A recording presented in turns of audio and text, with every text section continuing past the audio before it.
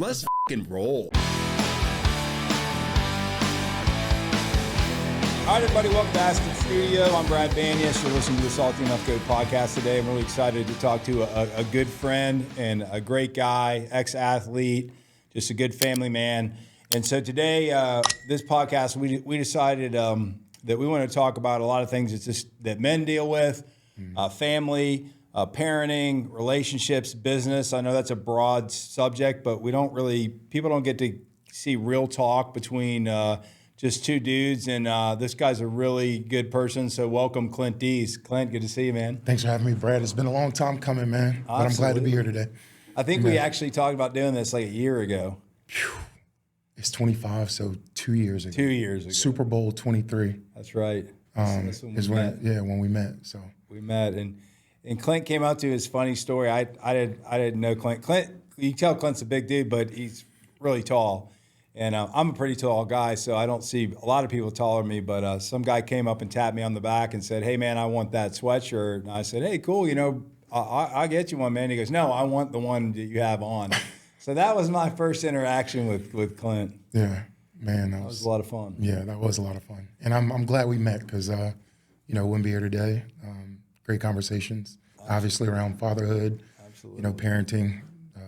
Relationships. Absolutely. So I appreciate you. You're a good relationship guy. Yeah. So, one of the most, we're just talking here and people like it, they don't. But I'd never been to NASCAR and Clint had been involved in NASCAR for some time. And so I got to go down on the pit and it was one of the best experiences I've ever had because you see NASCAR online, and you're just like wow, these guys are going 500 laps. Holy shit, this is boring as shit. But when you get down in the pits, and Clint's a social guy, so he knew everybody in the pit crews and the teams, and it really was one of the best experiences I've had. I appreciate that. No, for sure. And even getting into NASCAR, talk about relationships and men just kind of figuring each other out. That's how I kind of got into it. Yeah. Never thought anything of it. Started playing in charity basketball games with the Dillon brothers. Oh, yeah. And that's how I met Joey Logano and all those guys. But some of my best friends who, are lifelong friends now, they've been involved with NASCAR. And, so it's a unique place, as you know. Yeah, it's the team. The teamwork behind it, to me, you don't get to see that right on TV or whatever. The teamwork behind it was, and what working has together to go on is insane. Yeah, yeah. I mean, you're essentially getting an oil change and what do they call it? 4 tires and fuel in 9 seconds now. I think 8 seconds is what they're doing it now. So just in a blink of an eye. But, that was when I told you I might have had a few beers in me, but I told you, hey, we should start the 8 second oil change. For sure. For sure. Have just professionals. You got to pay more than your average oil change. Yeah, no, for sure.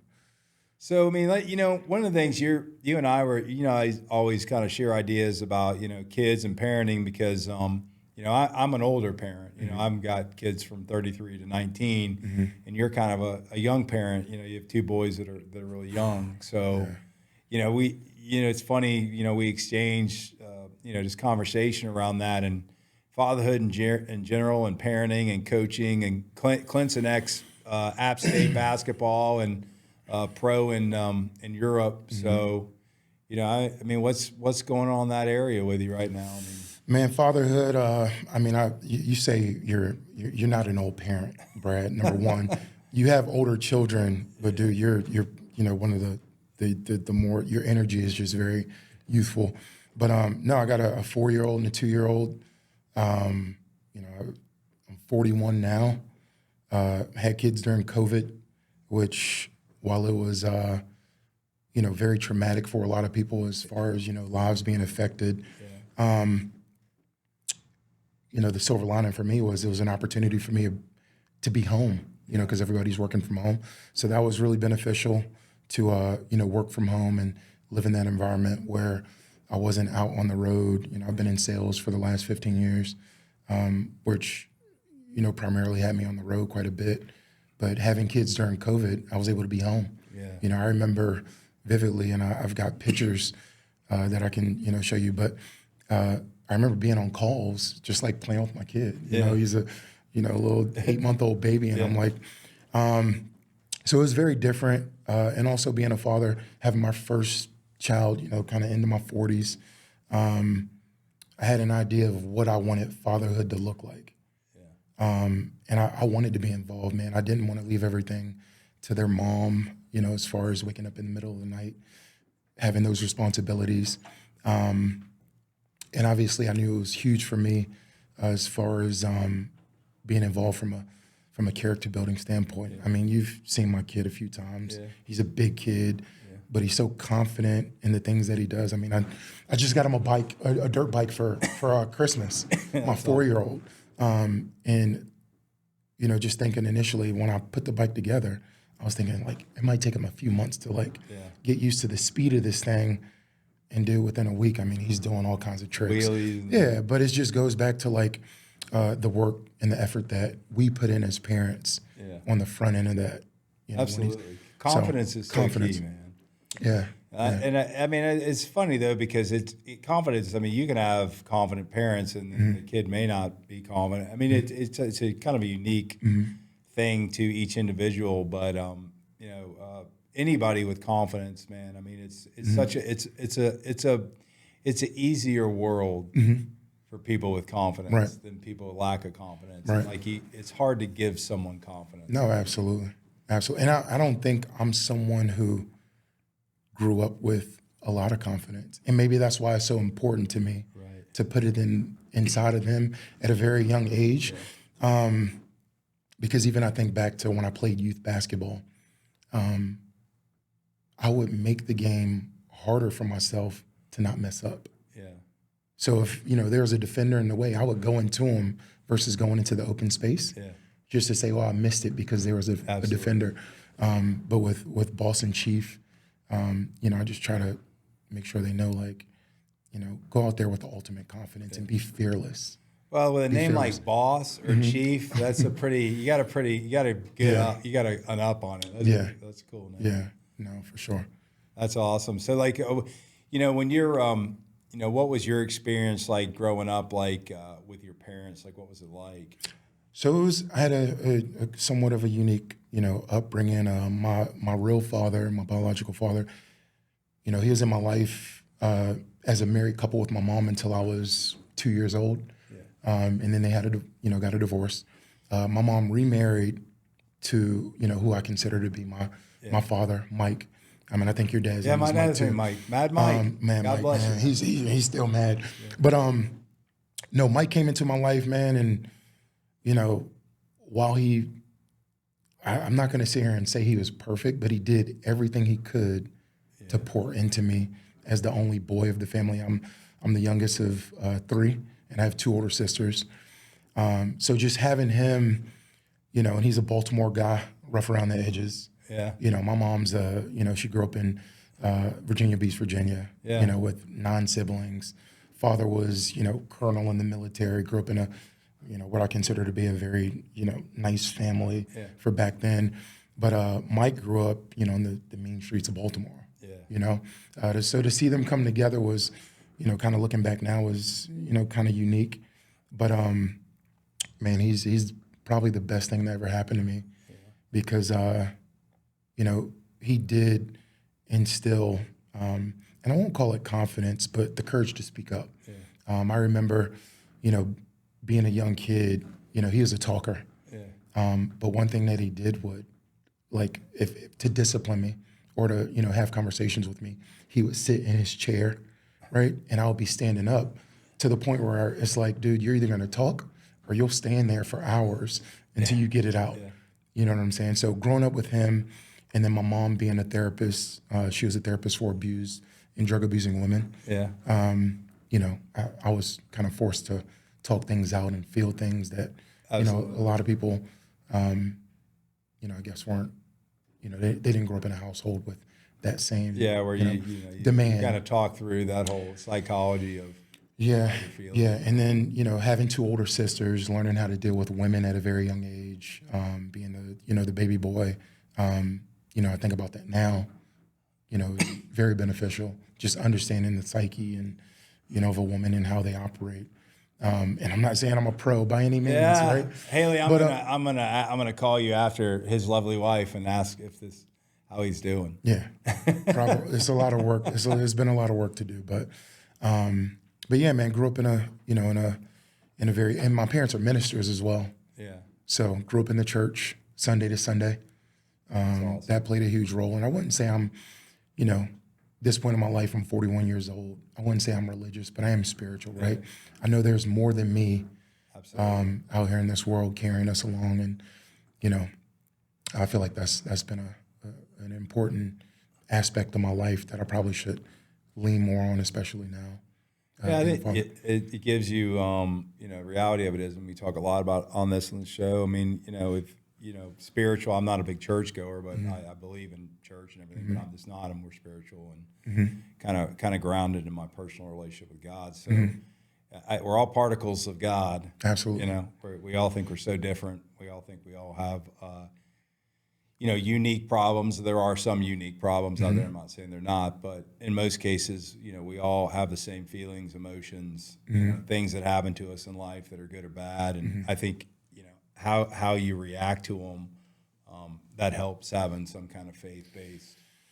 Because sometimes talking to, your buddy, your friend, your therapist, whoever, it just doesn't, you don't hear it, And here, look at me getting all spiritual in the McBastards Studio. Brad, I'm getting spiritual in the McBastards Studio. My cover's blown. No, look, man, you mentioned that, and man, you're absolutely right.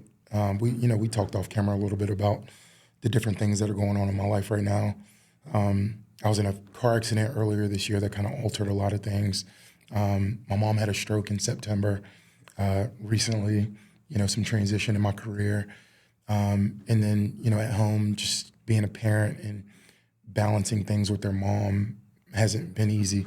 And, towards the end of the year, even as early as this past Sunday, I was, of all places, I was in Home Goods shopping for just some knickknacks for a neighbor of mine who just retired. And while I'm in Home Goods, man, a guy walks up to me, and I'll say I was pretty much feeling sorry for myself, right? To end the year, just thinking about, things I need to accomplish in 2025 can be like a little overwhelming. And a guy walks up to me, Brad, and he's like, "Hey, man, I need these clippers. They're $9. All I have is $5. Do you think you can help me out?" And then that moment, I'm just like, yeah, dude, I'll buy these clippers for you, no problem. He goes he's like, "Oh, perfect, man. I really appreciate it. I'll wait for you at the front of the store. Thank you." I, rummage through the store, grabbing little knickknacks, and I go to the front. And as I'm walking to the front, I'm like, what the fuck, man? Here I am thinking that my life is in shambles over, real things. There's still real things, right? It's real. They're real things that are going on. But this guy, he needs things are going on in my life, but I have $9. And here this guy is, the humility to walk up to a stranger, because he needs clippers.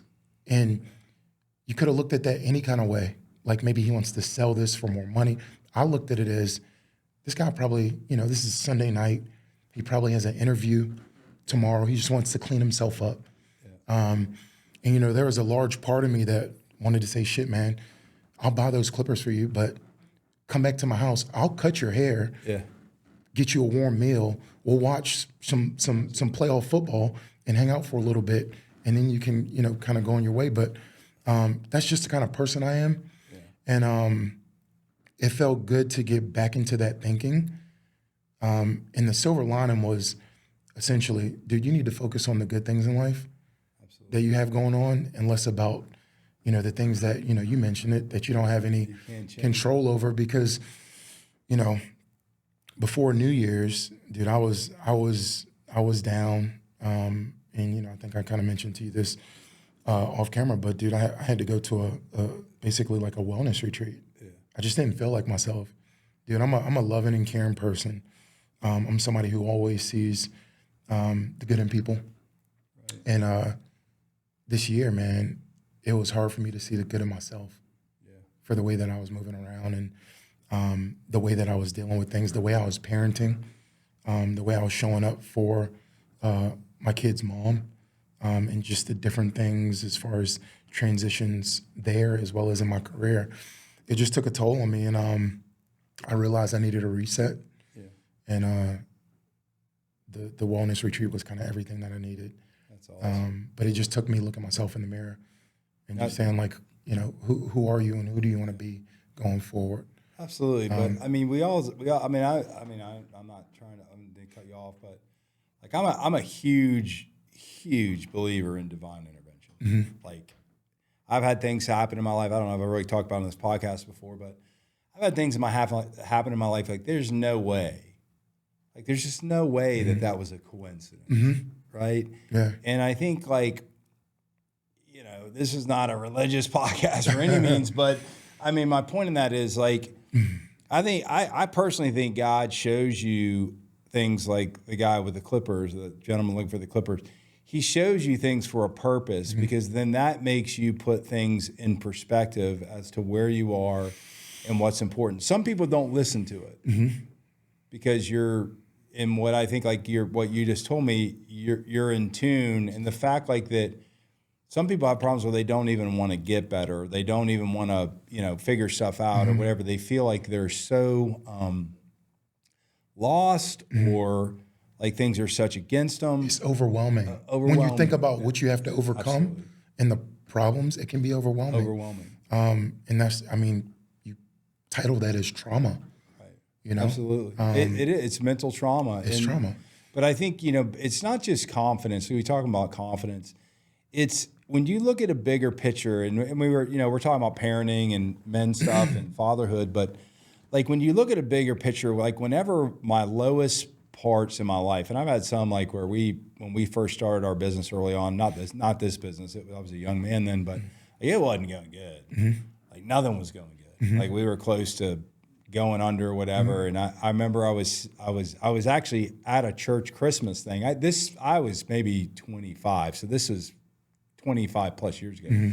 And I have a daughter who doesn't, like, she's very quiet, you know, very, very focused, very whatever, but very quiet, not whatever.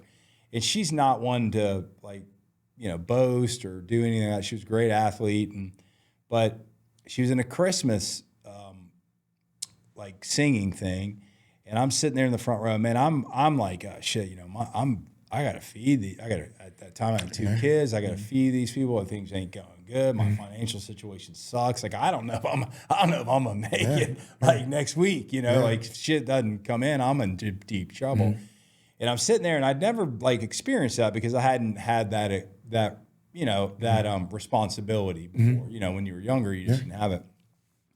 And I don't remember specifically what they were singing or whatever, but she had a part where she sang by herself, which to me by itself was like, oh, what?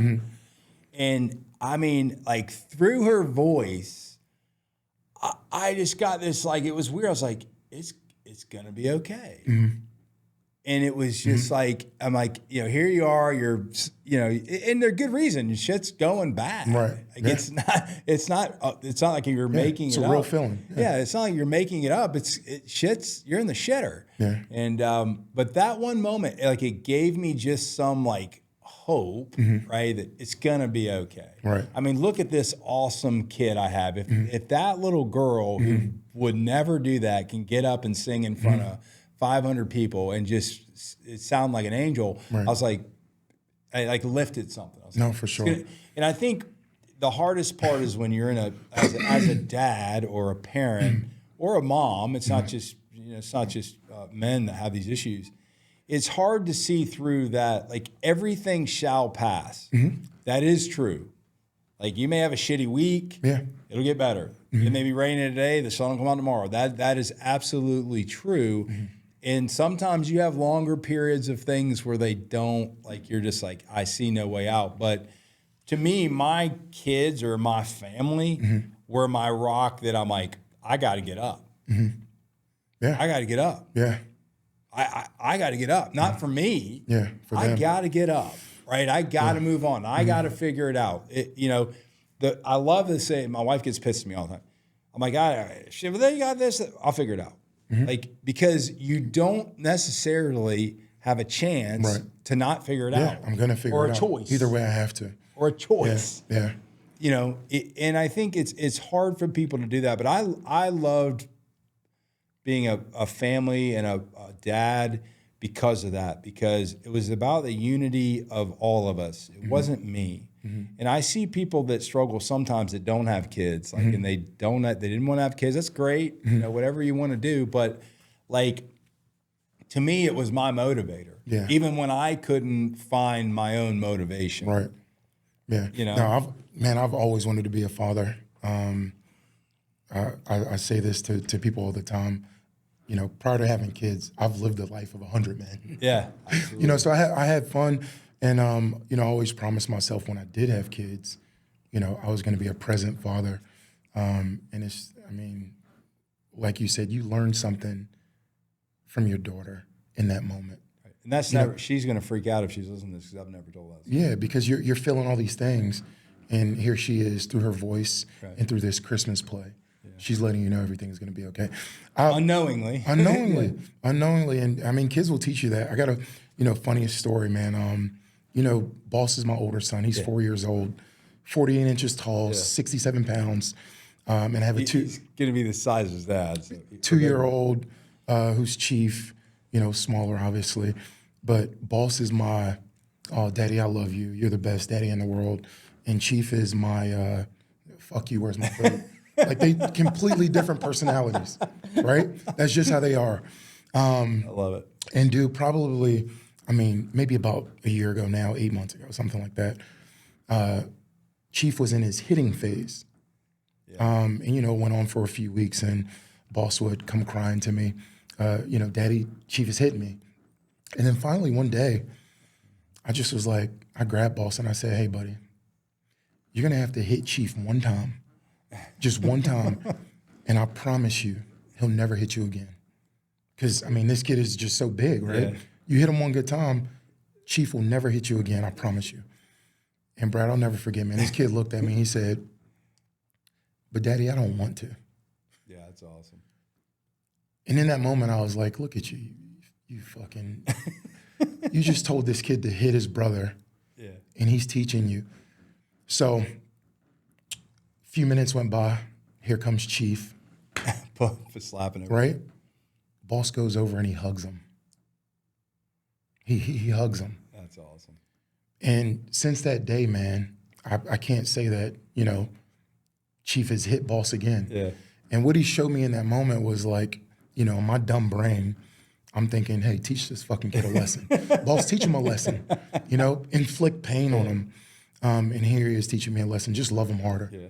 And then he still has that personality. They both still have the same personality. Absolutely. Right? Fire and ice. But, you know, in that moment, I just kind of took a pause and just thought, like, this kid is going to teach me so much about life. Absolutely. Right? Absolutely. And it also teaches you, I mean, what the people that I know that don't have, like, kids will test your patience. They will. I mean, to the point where you're like, oh my God, you know, you know, being a parent, I tell all my buddies that are getting married and about to have kids, I'm like, you really haven't been a man until you have a kid. Because first of all, you got to feed that person, you got to clothe that person, but then again, you've got 24/7. Yeah, it's 24/7. 24/7. They will test your sleeping patterns. You will be tired. You will be, you know, just when you think you're tired. I mean, how do we make it through, you know, that first 6 weeks? I was playing with Boss last night. He was laying in the very spot in the living room where he was the first night we brought him home. And in that moment, I thought back to November 20th, 2020.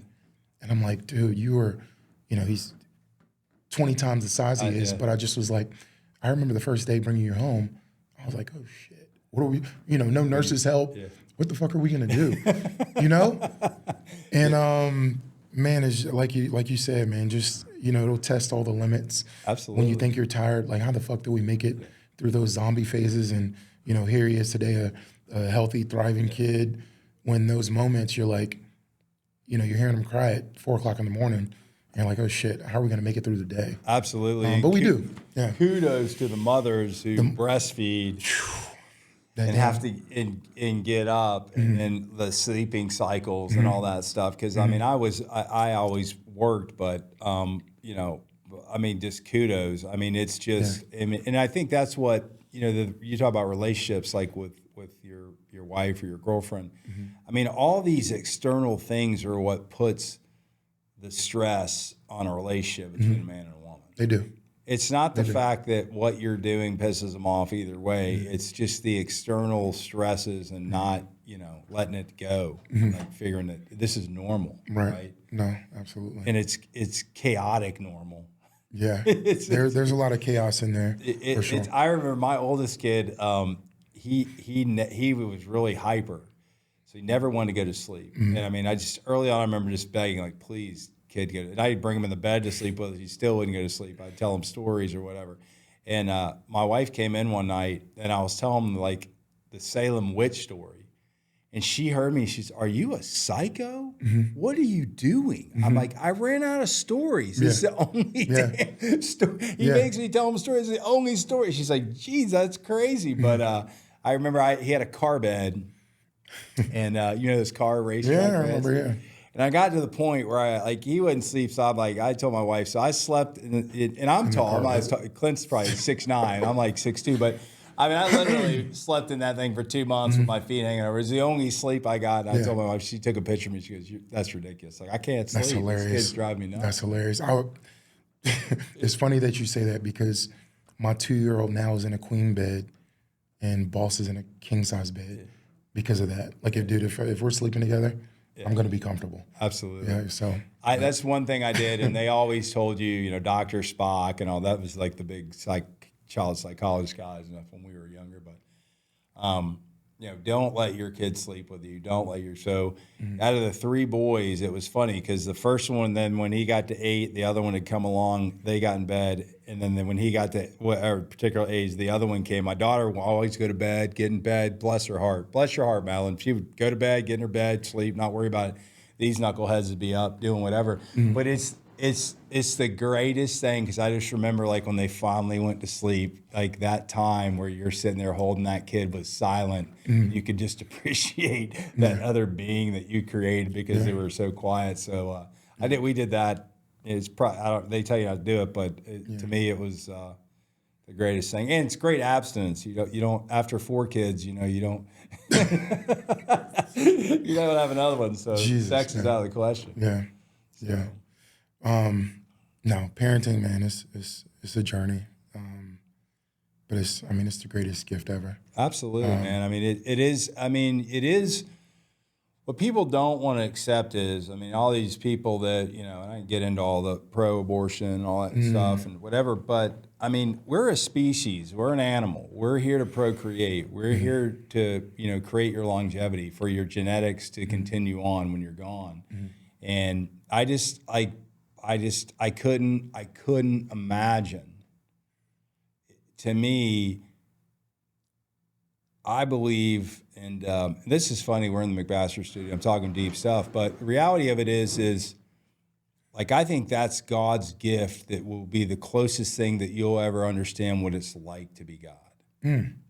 I don't mean that like you're creating life. God. I don't mean that, but it's like, it's your example of, okay, great, this is what love is. Because you love your wife, you love your mom, you love your dad, but when you have that kid, like that's true love, man. It's unconditional love. They can do all kinds of crazy shit. You think, why? How the hell did this kid come out of me? Right. What's wrong?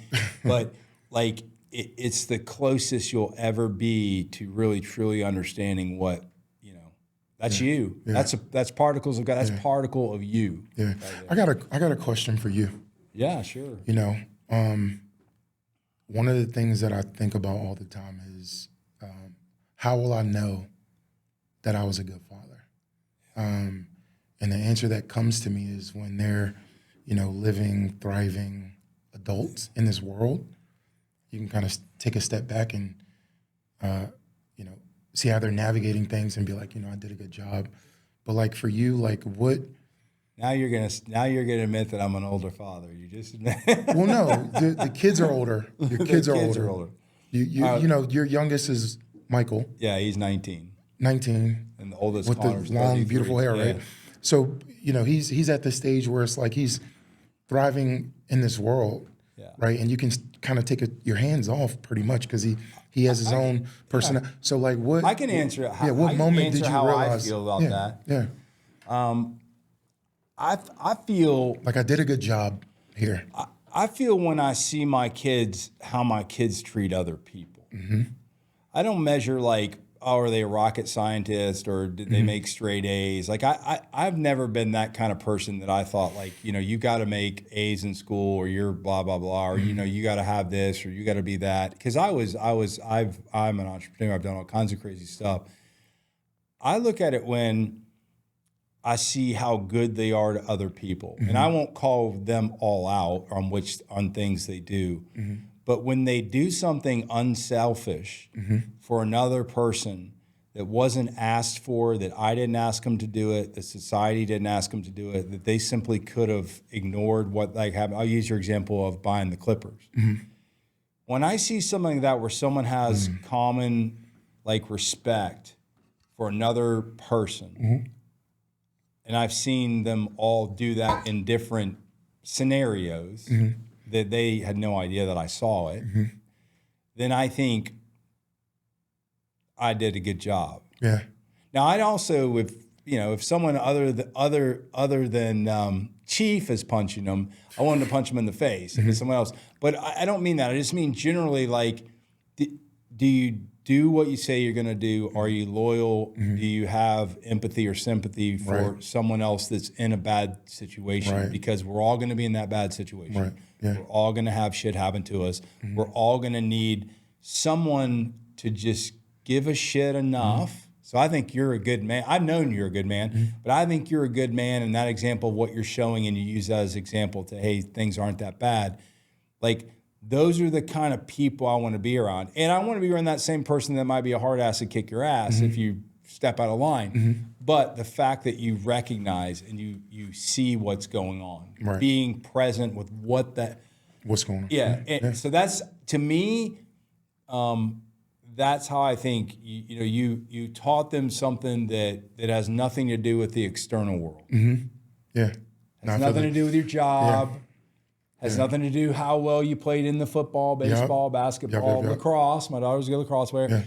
It has nothing to do with all that shit that people want to measure a human by.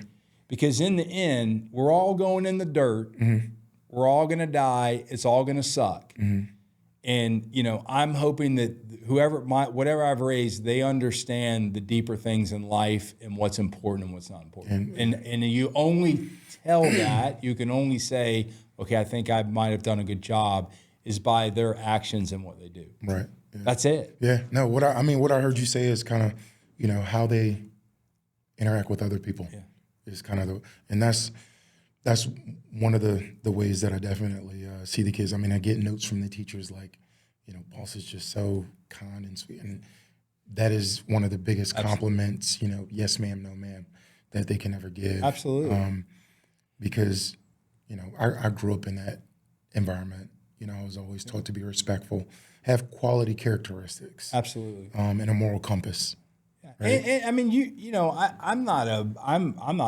people know me, I'm pretty nice. Yeah. I'm pretty nice, but I'm not all nice. Oh, no, no, come on. And I mean, I think that that's the hard thing about it. It's not like, hey, you just need to be a nice, you should be a nice person, but you shouldn't let people take advantage of you. Like, but a lot of people take advantage of nicer people. Right. Because they think they perceive it as weakness.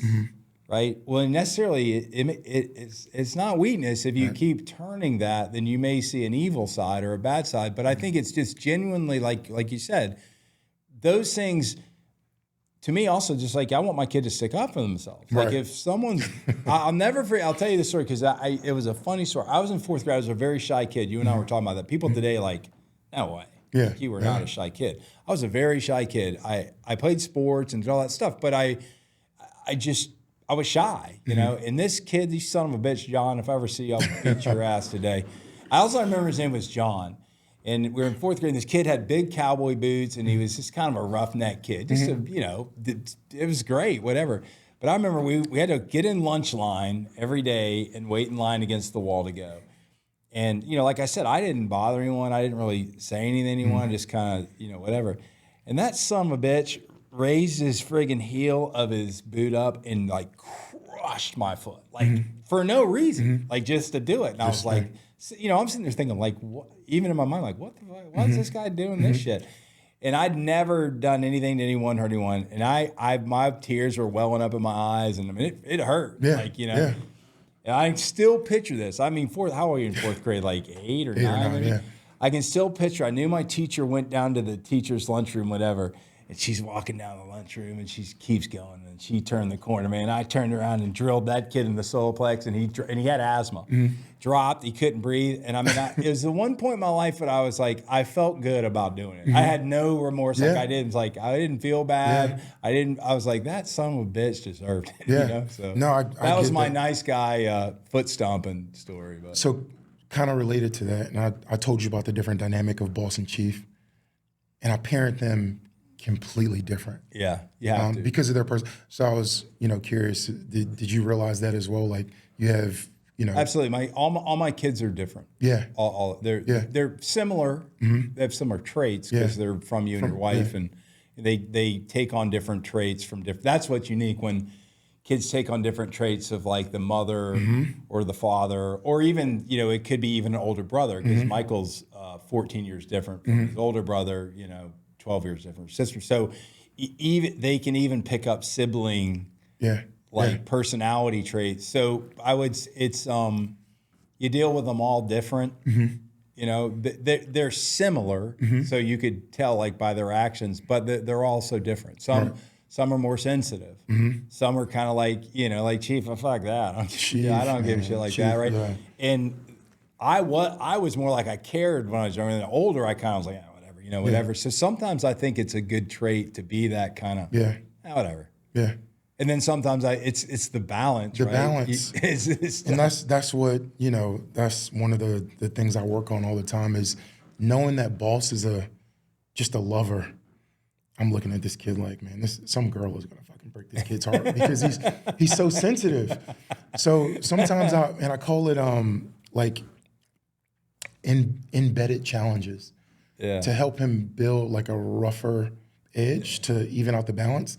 And then with Chief, because he's so, you know, I'll slap you in the face if you come too close. I discipline him differently. Yeah. If boss does something wrong, I'm on his ass. Yeah. Boss, what are you doing? Yeah. Chief, I'm like, come here, buddy. Yeah. It's okay. But just trying to show them that like you got to have this, or just trying to balance them out in general. And I think that's the tricky part about fatherhood, because if you parent them the same, it's just like, dude, they're completely different. Well, you know, it's a work environment. It's a work environment. You have the same thing like a work environment. I mean, you have different personalities, peers you work with, bosses you work with, you know, subordinates, if you want to call that, I hate that framework, but someone that you're in charge or managing. You know, it's a balance because people not everybody, you can come in. I was just like the military side. I mean, you know, you can tell people what to do or follow the line, but reality of it is like in a working environment, I mean, everyone's pretty much peers. Everyone's smart. Everyone's whatever. I mean, you've got to learn to kind of like, oh, well, you know, I can't. I can tell Clint, you asshole, just do that, and you're gonna laugh and go, okay, I got you. You know, you say that to someone else, and they'll be like, oh, and they panic and. You know, oh, you're mad at me? Or there's a lot of tone and delivery is just tone and delivery, and just dealing with different people. Some people are sensitive, some people aren't, and it's kids are no different.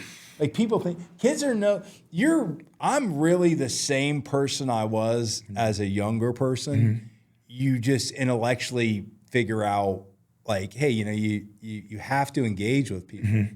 You have to talk to people. You have to do stuff like this. If you believe in something, you have to get people on. You have to share the stories. You got to do it. Yeah, sharing the stories. And that's just maturity and age.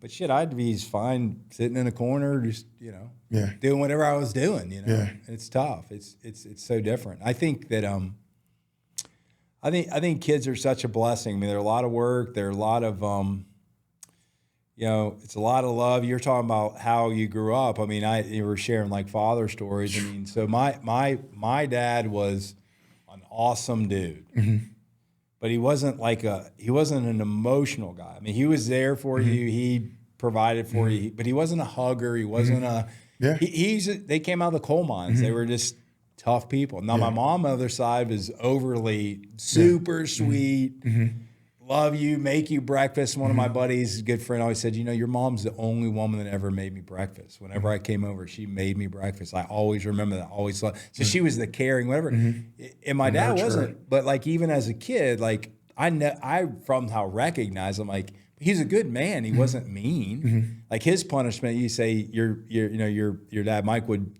make you sit in front and tell you. Well, if my dad was mad at you, he just didn't talk to you. So like that was his punishment, which was worse. Yeah. Like, Do you think you have that?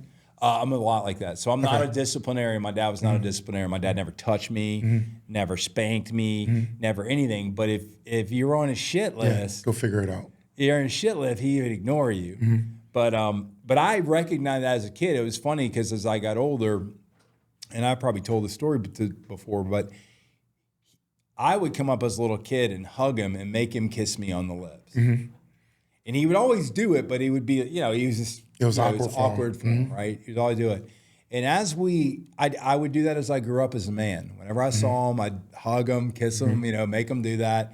And, after 35 years of doing that, or 40 years ago, he finally went it. And it was so funny because he got really sick. He passed 8 years ago. He's a hell of a man. And he had Lewy bodies. He was mentally dementia and stuff. He didn't recognize you sometimes. It's really sad.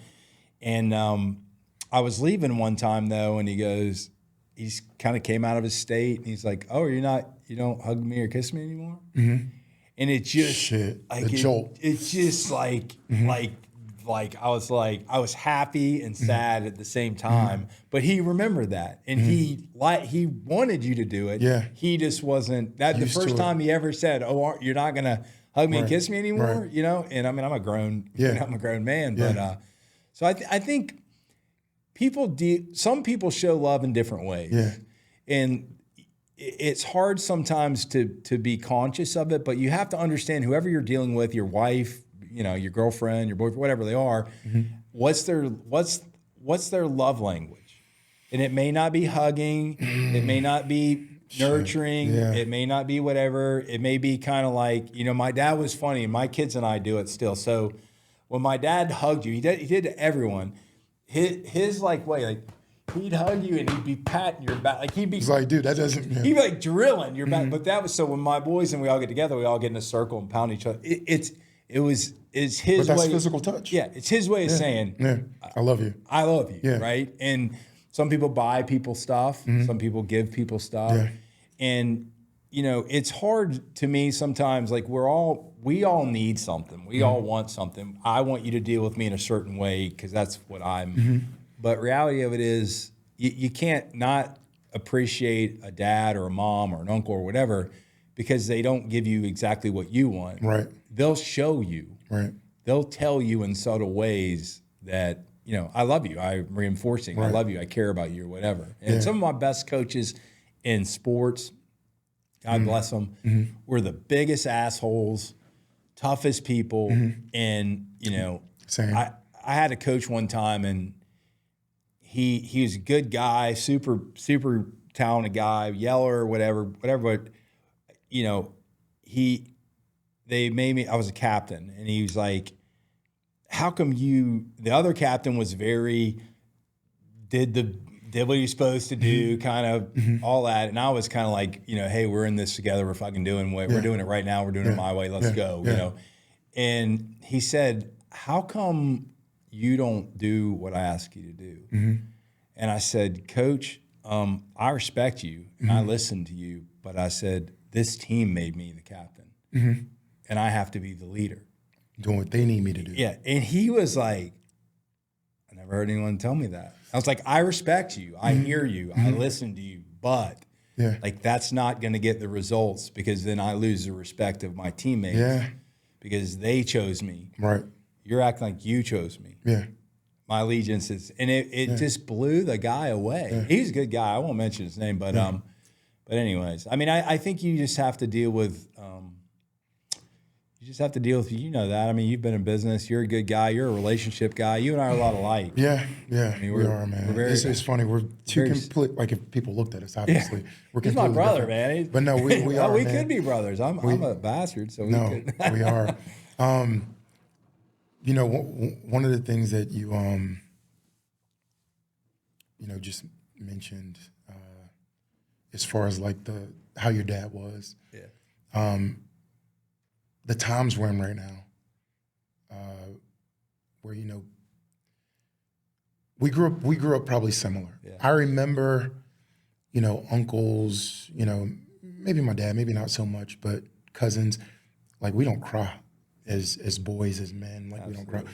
But in my house, dude, if you're crying, I just want you to understand why you're crying. Yeah. You know, understanding emotions. You know, whether you're sad or frustrated, you know, and being able to say it, you know, and being able to, like, you know, I think that's so important. Like, your dad seemed like somewhat of a hard ass. Like, I'm just gonna ignore you. He wasn't like a hard ass. They were just hard. Like they were raised hard people. Yeah, he wasn't a hard ass. Yeah. Like he. But you know what I mean by like the friends that we have. Like boys don't cry. Yeah. You know. But I never saw my dad cry. I raised my kids a lot different, man. And you know, ironically, last week, dude, I was fucking sobbing with my sister just about life and you know, I probably can say this, like, you know, I'm not with their mother anymore. Yeah.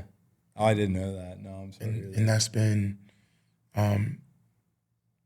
probably the hardest thing to deal with is just realizing the dream that I had of this family and, you know, raising these two boys together. And,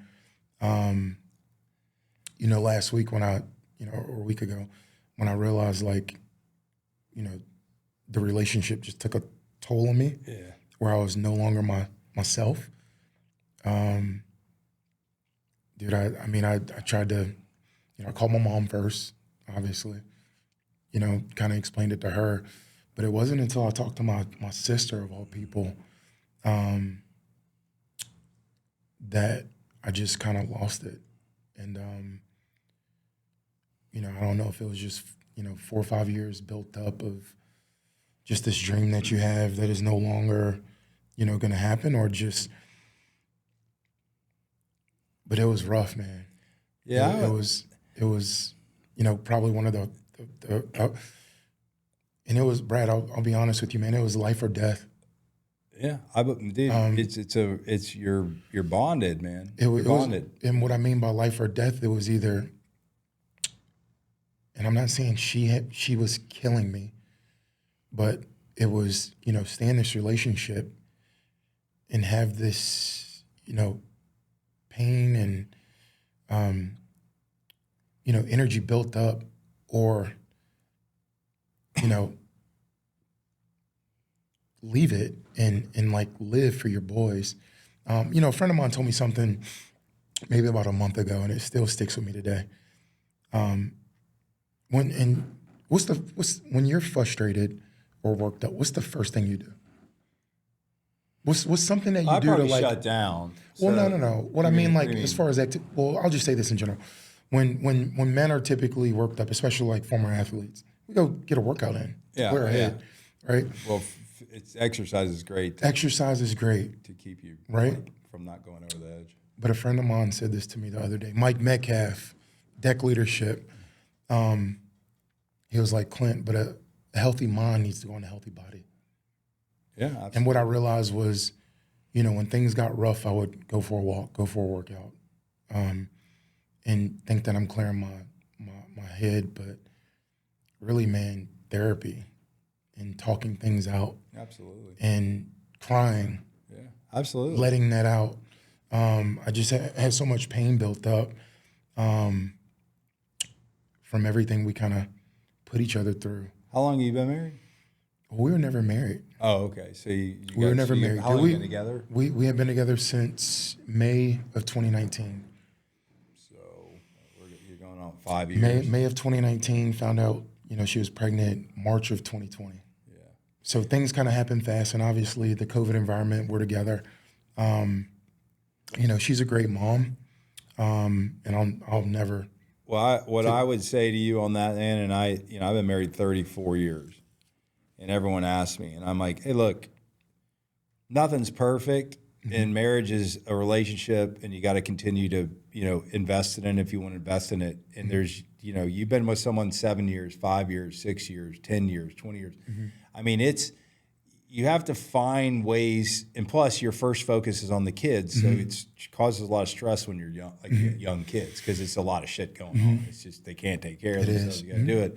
But I mean, I don't know, man. I think that if something's not right, it's not right, and I do agree with people moving on and finding whatever makes you whole or whatever you're doing, but also. Like you also have to realize, I see a lot of people make a huge mistakes when they divorce and they hate each other and they pull the kids in, and I've seen it a lot, right? And the reality of it is, I think, hey, that's your kids, that's her kids, you're both responsible. You have to somehow find some ground to at least not hate each other and work with each other because you can say that it won't hurt your kids or you can say that it won't impact them. The reality of it is it will. Right. And I've seen it a lot. Yeah. Right? And I'm not a therapist. I'm not a professional. You're not going to look up Dr. McBastards. And don't send me any money. But I've been around it long enough and seen it that it's you have to be really conscious the same way you're going through the hard times, right? You got to be really conscious to not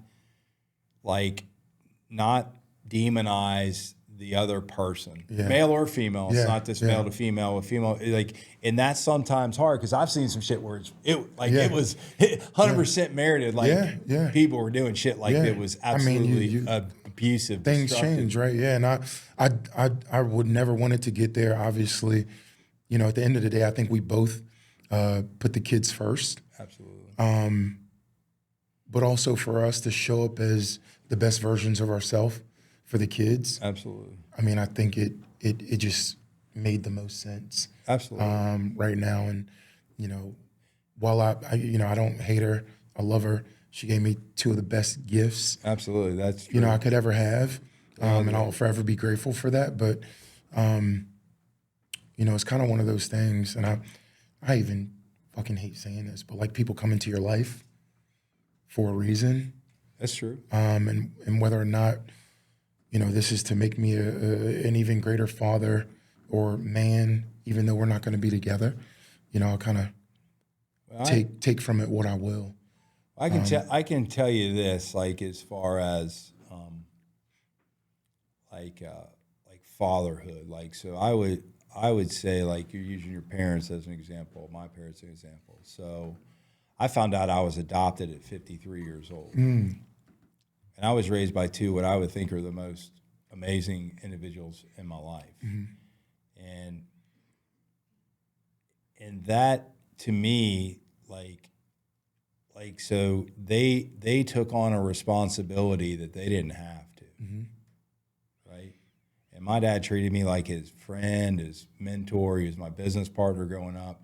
He treated me, better than I would think you would even right? It was something different. And my mom the same way. My only point in that is that wasn't because they had a good marriage or bad marriage. I'm sure they had fights and whatever. They lost two kids. They had really traumatic time, a lot of stuff. It's the whole reason why the whole adoption thing. My point in that is their focus as a parent is they took that parent role on, never told anybody that I wasn't their kid, never felt that it wasn't their kid. They took the ownership and responsibility of a parent. And no matter what your situation is, whether it's divorce, someone dies, a spouse dies, whatever, as long as those parties keep that, that's just my opinion, that focus, then I agree with you. Everything else, though sometimes tragic, though sometimes euphoric, because you are who you are, You gotta be the best you can be, women or man. Yeah. And if you can't be the best you can be and function and deliver like what you need to do to focus on your kids and your life, then I think a lot of times you can't even say that's a negative choice. Sometimes even though it seems sad because you're together, you're a bond, a family.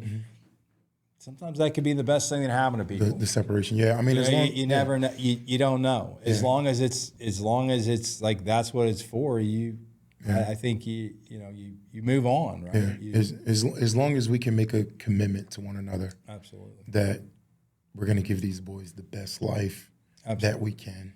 Yeah. And I don't know her personally, but from what I did, met her a couple of times. I think she's got that kind of character. Yeah. Yeah. That got too personal. I don't know. No, it's fine. Haley, I think she's incredible, but we haven't been incredible to one another. Yeah. And that happens, dude. Yeah, and it happens where people were. It happens where people were really inseparable, and then all of a sudden you're like, shit, what happened? Well, life changes. Work changes, people grow older, people fall out, people get new interests. Some people grow, some people don't grow. Some people want to stay the same, some people don't want to stay the same. It's you almost like that whole self-actualization as you get older, that whole bullshit around the psychology, it almost becomes like, I think that's real. Right. Like you get to a point where cars don't matter, houses don't matter, shit, all this other shit doesn't matter. You just want good karma, good friendship, good conversation, loyal people. You start to see like, hey man, there's a lot of fucking bullshit in the world. Yeah. And I don't want to be a part of it. I don't need to focus on that. Yeah. And I learned that a long time ago, being a college basketball player, and, dude, I've been around the world with the child's game. Yeah.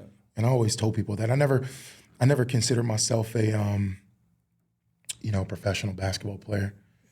I always said, dude, I get to play a child's game around the world. Like, at the end of the day, that's what it was. Absolutely. But think of the experience it gives you. Right, but also within that, right, you just get a different perspective for what to appreciate in life. Absolutely. Here I am going around the world playing basketball. Some people out left 3 miles from their house. Yeah, and, really none of this shit matters other than the experience. Absolutely. And what it did, Brad, because it made me appreciate the time I get to spend with my mom or my sisters or my friends who haven't left Garner, North Carolina. Absolutely. You know what I'm saying? Absolutely.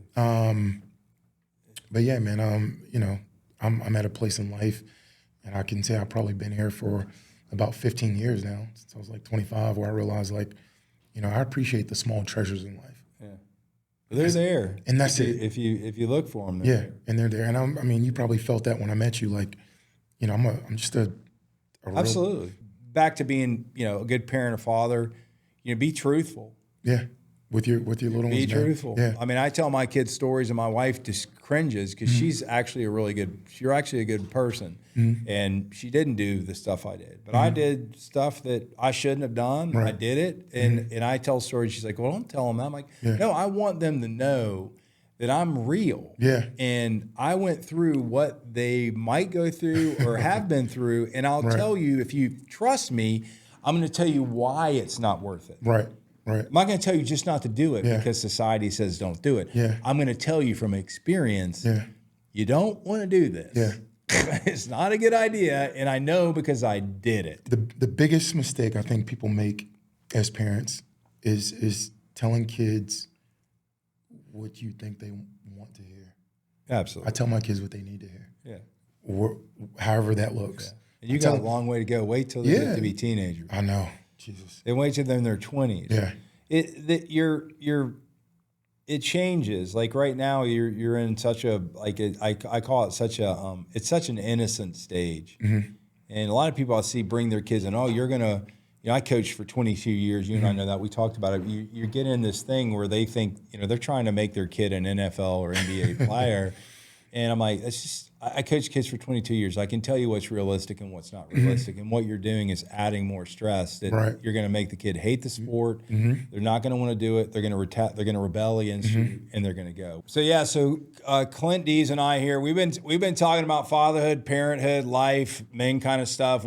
I really like kind of this general conversation. I mean, I think more of it needs to be, just kind of let people hear, because a lot of people are in their own situations. They don't have someone comfortable to sit down and have a conversation just openly. And I mean, Clint and I definitely, I trust Clint and he trusts me. And I mean, you've heard a conversation, some personal stuff, and I'd like to talk to Clint about maybe we do something more around this and just have kind of our general kind of men's talk, and do like a podcast like that. Maybe start once a month and just let people talk like we're talking, because we're sharing intimate stuff, and I think it's good. And I personally, for the audience, I don't give a fuck if you like it or not. I don't care if you listen to me. I'm not monetizing this podcast. We're in the McBastards Studio. We're about friends, family, and loyal motherfuckers. And Clint's a loyal guy, and I'm really glad that he came in to talk with me about this, because it's fun for me to relive what he's doing with his two boys right now. And time really flies, and I miss those moments sometimes. And he's in for a lot of really good times to come that are different in those life phases. But you want to say anything in closing, Clint? Man, I just want to say I appreciate you. We met for a reason, obviously, and whether you know it or not, you've told me a lot about fatherhood, being a man, being a partner, and supporting the mother of my kids. I mean, there's been times where I was on the edge, and you don't even know this, Brad, but texting you or calling you or seeing you in a moment just changed the trajectory of where things were going. I appreciate that. And you put a pause into my life and an excitement into my life, and a refocus on what actually matters, which is the kids. Absolutely. And I just want to tell you I appreciate that, man. And man, I love you for it. I love you, man. I appreciate that. I would love to definitely continue these conversations. I think it's something that men, black, white, professional, whatever your situation, I think it's conversations that we need to have more of. Absolutely. I'm gonna hold you to that. I'm gonna let you run that. Yeah. I would love to. I think you got a good demeanor about it, and I think we'll do that. We'll try to do set something up and do once a month, and give people some real insight. Just to, like, you don't hear dudes talk like this. I mean, mostly slap ass shit. Yeah. Whatever, slap ass, and that's okay. I mean, I do a lot of slap ass talk, but I think the closing on this I've got out of this is, we talked about parenthood and fatherhood and relationships, and what our experiences were with life, and I think whatever you do in life, the biggest thing is be conscientious of who's around you. Mm-hmm. Be conscientious of how you impact people, what you do with them, how you talk to them, how you support them and lift up. And I think that's the message that I want to come out of our conversation here. And Clint, you're a good man. Proud of you. Love you. I love you too, man. And so, Salty Nation, that's it. Real talk. Real deep on the McBastards Studio, and we appreciate you. Let's go.